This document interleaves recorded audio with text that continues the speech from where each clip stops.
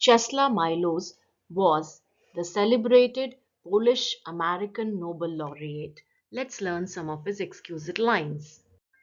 The purpose of poetry is to remind us how difficult it is to remain just one person. For our house is open, there are no keys in the doors, and invisible guests come in and out at will. Love means to learn to look at yourself the way one looks at distant things. For you are only one thing among many, and whoever sees that way heals his heart without knowing it from various ills. The voice of passion is better than the voice of reason. The passionless cannot change history. Not that it all amounts to much.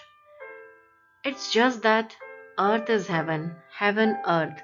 It's just that heaven earth is one. In the very sense of poetry, there is something indecent. A thing is brought forth which we didn't know we had in us. So we blink our eyes as if a tiger had sprung out and stood in the light, lashing his tail. All imperfection is easier to tolerate if served up in small doses. Do not feel safe.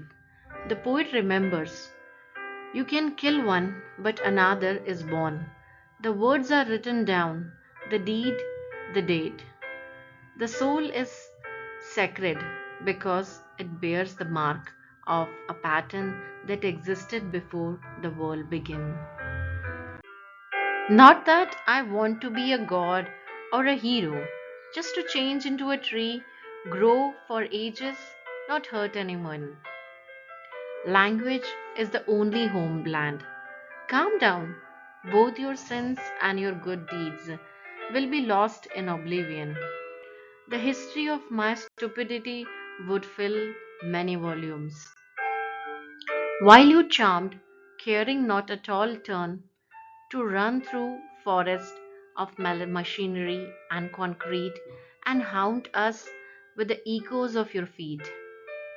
My shame's not eternal, base deeds to be forgiven, and the city stood in its brightness when years later I returned. Our memory is childish and it saves only what we need. Thank you.